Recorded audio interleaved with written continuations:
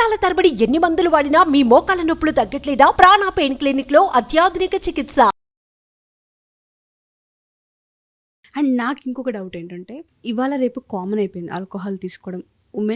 Men ఎప్పటి నుంచి అనుకున్నాను, ఉమెన్ అయితే చాలా సర్వసాధారణంగా అండ్ స్మోకింగ్ కూడా ఆ విధంగానే అయిపోయింది. కన్సీవ్ అయిన తర్వాత అయినా సరే అలాగే కంటిన్యూ కనుక చేస్తూ ఉంటే బేబీకి ఎటువంటి ఎఫెక్ట్స్ ఉంటాయంటారు మ్యామ్? తాగడం కానీ, స్మోక్ కానీ, అమ్మాయిలకు కానీ, అబ్బాయిలకు కానీ స్టేటస్ సింబల్ లాగా ఫీల్ అయిపోతున్నారు. అది లేదు అంటే ఆ గ్రూప్లో వీళ్ళు ఉండరేమో అన్న భయం. గ్రూప్లో లేదు, ఆ కమ్యూనిటీలో వీళ్ళు లేరు, ఈ లో క్లాస్, ఇది హై క్లాస్ అయితే ఇదన్నీ మెయింటైన్ చేయాలి, ఈ రకంగా తయారైంది. సో నేను అంటే నా దగ్గరికి ఆల్మోస్ట్ హై క్లాస్ ఏమి ఉండరు నా దగ్గరికి వచ్చేది. అలాంటి క్లాస్లో కూడా నేను ఇలాంటి కేసులు చూస్తున్నా. నా దగ్గరికి వచ్చేది యావరేజ్ అండ్ ఈ క్లాసెస్ చూస్తుంటా. అంత కామన్గా నేను ఎక్స్పోజ్ అవ్వను, చాలా రేర్. బట్ అందులో కూడా ఇలాంటి కేసెస్ నేను చూస్తున్నా. మేడం ఇప్పుడు పాజిటివ్ వచ్చింది, నాకేమో అది అలా స్మోక్ అలవాటు ఉంది, కంటిన్యూ చేయొచ్చా? నాకు ఇది అప్పుడప్పుడు పార్టీలో ఇలా తీసుకునే అలవాటు ఉంది, కంటిన్యూ చేయొచ్చా? అసలు ఏంటిది? అది ఏం కల్చర్ మనది? ఇండియన్ కల్చరేనా? ఇండియన్స్మేనా అసలు మనము? బేబీని అసలు నువ్వు కడుపులో ఉన్నప్పుడే అంత బాధ్యతగా తీసుకోలేకపోతే పుట్టిన తర్వాత ఏం బాధ్యత నేర్పిస్తావు? అసలు సొసైటీలో ఆ బేబీ ఎలా పెరుగుతుంది, ఏం బాధ్యతతో పెరుగుతుంది? మనది ఎలా డెవలప్డ్ కంట్రీగా మారుతుంది? ఎప్పుడు మారుతుంది మన కంట్రీ? డెవలప్డ్గా మారొద్దా? ఇట్లనే ఉండాలా? మారాలి అంటే ప్రతి తల్లి తండ్రి బాధ్యత తీసుకోవాలి. ప్రెగ్నెన్సీ వచ్చినప్పటి నుండి బేబీ పెద్దదయ్యి ఒక సోషల్ రెస్పాన్సిబిలిటీ తీసుకునే వరకు నీ రెస్పాన్సిబిలిటీ అది. You have to stop everything. అసలు లేదు, దానివల్ల బేబీ తెలివితేటలు సరిగా ఉండదు, బ్రెయిన్ గ్రోత్ సరిగా ఉండదు. అలాంటి బేబీని సొసైటీకి ఏమందిస్తావు నువ్వు? నీ బాధ్యత ఏంది? నువ్వు పుట్టినందుకు అసలు సార్థకత ఏముంది? నీ పుట్టినందుకు ఒక సార్థకత, ఏదో జీవి పెంచింది. పశువులు, కుక్కలు, జీవులు కూడా పెంచుతాయి అంటే పిల్లల్ని ఎలా పడితే అలా పెంచుతాయి, అవే పెరుగుతాయి. మనుషులకి మనకి యానిమల్స్కి తేడా ఉండాలి కదా. మనుషులము అంటే మంచి ఏది చెడు ఏది గ్రహించే శక్తి దేవుడు మనకు ఎందుకు ఇచ్చాడు? మనము ఒక బేబీని, ఒక సొసైటీకి మంచి బేబీని అందించాలని అదొక ఉద్దేశంతోనే దేవుడు మనకు మంచి చెడు అనేది తెలివితేటలు ఇచ్చాడు. ఆ తెలివిని వాడుకోకపోతే ఎట్లా? అలా నువ్వు ఏదో ఒక అన్నేసినావు, ఆ పిల్లల్ని అట్లా వదిలేసినావు, నీ సంతోషం నువ్వు చూసుకున్నావు అంటే నీ జీవితం వేస్ట్. నువ్వు పుట్టొద్దు అసలు, నీ జీవితం అవసరం లేదు అసలు సొసైటీకి.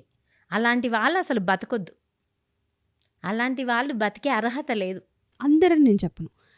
ఎవరైతే ఈ ఆల్కహాల్, ఈ స్మోకింగ్, సోషల్గా మేము కలవాలి, ఇది ఉంటేనే మాకు రెస్పెక్ట్ ఇస్తారు, ఇది ఉంటేనే హైఫై అని ఫీల్ అయ్యి ప్రెగ్నెన్సీస్లో కూడా తీసుకుంటూ ఉంటుంటారో వాళ్ళ వల్ల పిల్లలు బలవుతున్నారనే చెప్పాలి. అసలు వాళ్ళ లైఫ్ స్టైల్ని దెబ్బతీసుకుంటున్నారనే చెప్పొచ్చు. పిల్లలు 100% అంటే యూట్రస్లో తను చిన్న 1 కణము నుండి విభజన జరిగేటప్పటి నుండే నువ్వు బ్యాడ్ ఎన్విరాన్మెంట్ క్రియేట్ చేస్తే ఆ బేబీ గ్రోత్ ఉండదు. బయటికి వచ్చినాక ఇంకా ఆ ఎన్విరాన్మెంట్ సరిగా పెరగరు. అలాంటిది సొసైటీ, మంచి సొసైటీ తయారవ్వదు. So everybody should change. మన మనసులో రావాలి, మనం చేంజ్ అవ్వాలి, అయినప్పుడే మంచి సొసైటీ మనం క్రియేట్ చేయగలం. సో లాస్ట్గా నేను అడిగేది ఒక క్వశ్చన్ మిమ్మల్ని. చాలామంది ఎవరైనా సరే మన ఈ వీడియో చూసిన తర్వాత మ్యారేజెస్ అయ్యి 20 years అయినా పిల్లలు కాని వాళ్ళు ఉంటుంటారు, చాలా డిలే అయ్యి ఉంటుంటుంది. మనం వాళ్ళ వయసు చూసుకున్న 35+ 40sకి మధ్యలో ఉంటుంటారు. వాళ్ళు ఇప్పటికీ మాకు ఇంకా కనాలని ఉంది, మేము ఇంకా ఎదురు చూస్తున్నాము అనే వాళ్ళకి ఏదైనా ఒక చిన్న హోప్ వాళ్ళకి ఇవ్వచ్చా మనం? నాకు ఆన్లైన్ కన్సల్టేషన్స్ తీసుకుంటారనమాట. ఒక క్లయింట్ ఉంది, 42 తనకి ఏజ్ ఇప్పుడు. సో తనకి ఇప్పటిదాకా పిల్లలు లేరు. మేడం నాకు ఏదైనా చిన్న హోప్ ఉందా, ఛాన్స్ ఉందా అని తను కన్సల్టేషన్ తీసుకొని రెగ్యులర్గా ఒక ఫ్యామిలీ మెంబర్ లాగా, ఒక అక్కలాగా అయిపోయింది, నాకు చెల్లిలాగా. తనకి గైడ్ చేస్తున్నా. తను దూరంగా ఎక్కడో ఉంటుంది, చెన్నై దగ్గర. సో తనకి ఎలా వెళ్ళాలి, ఏ వేలో అని నేను గైడ్ చేస్తున్నాను అనమాట. హ్యాపీ అనిపిస్తుంది నాకు. బట్ 45 కాదు కదా, 50 years అయినా నీకు మెనోపాజ్ వచ్చినా ప్రెగ్నెన్సీ వచ్చే ఛాన్సెస్ ఉన్నాయి. మన టెక్నాలజీ అంతా అడ్వాన్స్ జరుగుతుంది. నువ్వెప్పుడు భయపడాల్సిన అవసరమే లేదు. పిల్లలు అవ్వట్లేదని భయపడాల్సిన అవసరం లేదు. నీకు మెనోపాజ్ వచ్చినా కూడా నీ యూట్రస్లో పిండాన్ని పెంచే కెపాసిటీ మన దగ్గర ఉంది. నీ ఓవరీస్ అన్నీ డ్యామేజ్ అయిపోయినా కూడా కొత్త కొత్త టెక్నాలజీస్ మనం ఉన్నాయి. సో నీ బాడీని నువ్వు నమ్ము ఫస్ట్. నీ హార్మోన్స్ చేంజెస్తోనే నీకు ఓవులేట్ కాక లేట్ అవుతుంది. సో, నీ బాడీని నువ్వు నమ్ము. మెడిటేషన్ చెయ్యి, యోగా చెయ్యి, డైట్ మంచిగా చేసుకో. దీనివల్ల నీ బాడీయే రీక్రియేట్ అయిపోయి పాతకాలంలో 49 ఇప్పుడు బేబీ వాళ్ళ కూతురు డెలివరీ అవుతది. మదర్ కూడా డెలివరీ అవుతుంటది. అప్పట్లో ఎందుకు జరిగింది అలా? ఇప్పుడు ఎందుకు జరగదు?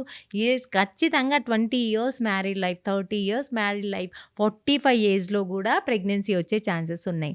కొంతమంది పెళ్ళిళ్ళు ఇంకా నాకు పిల్లలు అవ్వట్లేదు అని చెప్పేసి నా నా పేషెంటే వాళ్ళ హస్బెండ్‌కి మ్యారేజ్ చేసేసింది. నాకు పిల్లలు అవ్వరు, మా చెల్లిని నువ్వు చేసుకో అని వాళ్ళ చెల్లిని వాళ్ళ భర్తకి ఇచ్చి పెళ్లి చేసింది. వాళ్ళ చెల్లి ప్రెగ్నెన్సీ అవ్వలేదు, తిను ప్రెగ్నెంట్ అయిపోయింది. After 15 years of marriage. దేనివల్ల? స్ట్రెస్ ఫ్యాక్టర్ పోయింది తనకి. స్ట్రెస్ పోయి బాడీ అంతా సెట్ అయిపోయి ఇంకా నాకు పిల్లలు లేకున్నా పర్లేదని వదిలేసి తనున్నప్పుడు తను కన్సీవ్ అయ్యింది. అది నేను ఎంతోమందిని ఇలా ఇంకా నాకు పిల్లలు పుట్టరులే అని దత్తత తీసుకుంటారు. ఆఫ్టర్ 20 ఇయర్స్ దత్తత తీసుకున్న 1 or 2 monthsలో కన్సీవ్ అయిపోతారు. సో, ఇలా నువ్వు ఆ స్ట్రెస్ ఫ్యాక్టర్ వదిలేసి మంచి డైట్ తీసుకొని యోగా, మెడిటేషన్, ఈ లైఫ్ స్టైల్ చేంజ్ చేసుకుంటే 100% ఎనీ ఏజ్ ఎప్పుడైనా నీకు పాజిటివ్ రావచ్చు. కొంతమంది ఇంకా పిల్లలు అవ్వర్లే అని చెప్పి ట్యూబెక్టమీ చేసుకోరనమాట. ఫస్ట్ బేబీ ఇప్పుడు డిగ్రీ ఉంటుంది. నా దగ్గరికి వస్తారు ఎంతోమంది రోజు చూస్తున్నారు. నాకేం పిల్లలు అవ్వర్లేగా అనేసి ఉంటారు. పాజిటివ్‌తో వస్తారు. పీరియడ్ డిలే అయింది మేడం, మెనోపాజ్ ఏమో, నాకు పీరియడ్ ఆగిపోయినాయేమో చూడండి అంటే చెక్ చేస్తే పాజిటివ్. ఫీటస్ ఉంటుంది స్కాన్‌లో. సో, అలా ఎనీ టైమ్ మనకి ఆ దేవుడు ఉమెన్ యూట్రస్‌కి ఇచ్చాడు ఆ కెపాసిటీ. సో, ఎప్పుడైనా నువ్వు ఫర్టైల్ అవ్వచ్చు. నేను ఇన్‌ఫర్టైల్, నాకు కాదు, ఇంపాసిబుల్ అనేది ఎప్పుడు అనుకోవద్దు. Be positive, be strong. Any time you can have kids. So, ఆ టెన్షన్ తగ్గించుకుంటే చాలు. చాలామంది ఫ్యామిలీ ప్లానింగ్ ఏదైతే ఉంటుందో భయపడతారు. అప్పటిదాకా నార్మల్ అయి ఉన్న వాళ్ళు ఎవరైతే ఉంటుంటారో అమ్మో ఆపరేషన్ అని చాలామంది చేయించుకోరు, డిలే చేస్తూ ఉంటుంటారు. అది ఎంతవరకు కరెక్ట్ అంటారు? ఆ భయంతో ఆగిపోతూ ఉంటే మీరు అన్నట్టుగానే 40s 50s వీళ్ళ పిల్లలు ఏ డిగ్రీలలోనో లేదంటే పెళ్ళిళ్ళు వెళ్ళాక కూడాను కొంతమందికి కన్ఫర్మేషన్స్ వస్తుంటుంటాయి. అది ఎంతవరకు కరెక్ట్? ఆ అపోహ ఎవరికైతే ఉంటుందో, భయం ఉంటుందో వాళ్ళకి అసలు మీరు ఏం చెప్తారు మ్యామ్? అస్సలు కరెక్ట్ కాదు. పిల్లలు కావడానికి చేసుకోవాలంటే భయం మేడం. అందుకే ఇట్లా డిగ్రీ చదువుతుంది పాప, ఎందుకని చేసుకోలేదు ఇన్ని రోజులు అంటే భయం మేడం, నాకు చేసుకోవాలంటే భయం. సరే, ఇప్పుడు మధ్యలో తీయించుకున్నది తను ప్రెగ్నెన్సీస్. కొంతమందికి 5, 6 ఇలా మల్టిపుల్ టైమ్స్ ట్యాబ్లెట్ తీసుకోవడం, తనే ఫార్మసీ కౌంటర్కి వెళ్ళడం, ట్యాబ్లెట్ తెచ్చుకోవడం, వేసుకోవడం, ఇలా చేసుకుంటారు. కానీ ఈజీ రావడం, తీయించుకోవడం తప్ప ట్యూబెక్టమీకి కానీ వాసెక్టమీకి కానీ అస్సలు చేయించుకోకుండా ఉన్నారు. ఇలా మల్టిపుల్ టైమ్స్ అబార్షన్ చేసుకోవడం ఎంత రిస్కీయో దానికి భయపడరు. ఈ ట్యూబెక్టమీ చేయించుకోవాలి అంటే దీనికి భయం. యాక్చువల్గా డేంజర్ అది, మోర్ డేంజర్ అది. మల్టిపుల్ టైమ్స్ అబార్షన్ చేసుకోవడం వల్ల హార్మోనల్ ఇంబ్యాలెన్స్ వచ్చి యూట్రస్లో ప్రాబ్లం, డియూబీ ప్రాబ్లమ్స్ అంటాము, బ్లీడింగ్ ప్రాబ్లమ్స్, ఇవన్నీ వచ్చి యూట్రస్ తీసేయాల్సి వస్తుంది. ఈ మధ్య కాలంలో కామన్ అయిపోయింది యూట్రస్ తీసేయడము. యూట్రస్ తీయించుకోవాలి. మల్టిపుల్ టైమ్స్ అబార్షన్ చేసుకోవడం వల్ల యూట్రస్ తీయాల్సి వస్తుంది. అంత డేంజర్కి వెళ్ళే కాకుండా ఎర్లీగా 2 బేబీస్ కాగానే ఫ్యామిలీ క్లోజ్ చేసుకోవాలి. ట్యూబెక్టమీ వల్ల ఎలాంటి సైడ్ ఎఫెక్ట్స్ ఉండవు. దానికి 1 day ప్రొసీజర్. మార్నింగ్ వస్తే ఈవినింగ్ పంపించేస్తాం. అంత చిన్న 1 stitch కూడా రాదు. ఇప్పుడైతే అంటే స్టిచ్ వేయకుండా కూడా మినీ ల్యాప్రోస్కోపీ అని అంటాం. దాంట్లో స్టిచ్ కూడా అవసరం లేదు. ఒక చిన్న ఇట్లా చిన్న గీటలాగా ఉంటే దాంట్లో మార్నింగ్ వస్తే ఈవినింగ్ పంపిస్తాం. అంత చిన్న ప్రొసీజర్ అది. సో, దానికి భయపడాల్సిన అవసరం లేదు. హ్యాపీగా అది చేయించుకుంటే మళ్ళీ మీకు కావాలంటే మళ్ళీ రీఆపరేషన్ చేయడానికి కూడా ఈజీ ఉంటుంది అది. ఓకే. సో, ఇట్లా మల్టిపుల్ టైమ్స్ అబార్షన్ చేసుకోవడం ప్రాణాల మీదికి కూడా వస్తుంది. ఒక్కొక్కసారి ఏంటంటే యూట్రస్ బయట ఫామ్ అవుతుంది, ఎక్టోపిక్ అని.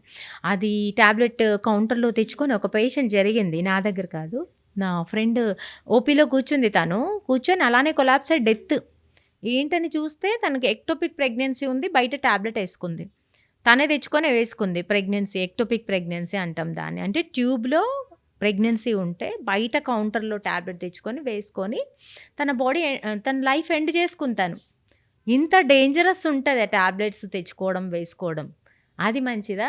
ట్యూబెక్టమీ చేయించుకోవడం ఈ చిన్న ఈజీ ప్రాసెస్ మంచిదా? తెలియక, అవగాహన లేక, దీనికి ఎలాంటి కాంప్లికేషన్ ఉంటుంది, దానివల్ల ఏంటి అనేది తెలియక అలా వాడుతున్నారు. సో, ఏదైనా తెలుసుకొని మంచి డిసిజన్ తీసుకోవాలి అమ్మాయిలు. అమ్మో! అసలు చాలా విషయాలు చెప్పారు మ్యామ్. మనం గనక మెచ్యూర్ దగ్గర నుంచి మనం తీసుకుంటే మొనోపాజ్ వరకు మనం మాట్లాడడం జరిగింది. Thank you so much. చాలా టైంని కేటాయించారు.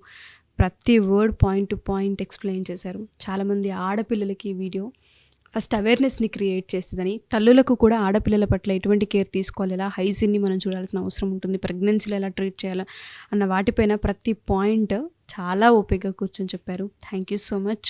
నార్మల్ డెలివరీస్ ఇలాగే కంటిన్యూ చేయాలి అని, చాలామంది ఆడపిల్లలకి ఎవరైతే కన్సీవ్ అవ్వరో వాళ్ళందరికీ మీ హస్తవాస్య అలాగే పని చేయాలని, అందరూ మంచి తల్లులు అవ్వాలని కోరుకుంటున్నాను.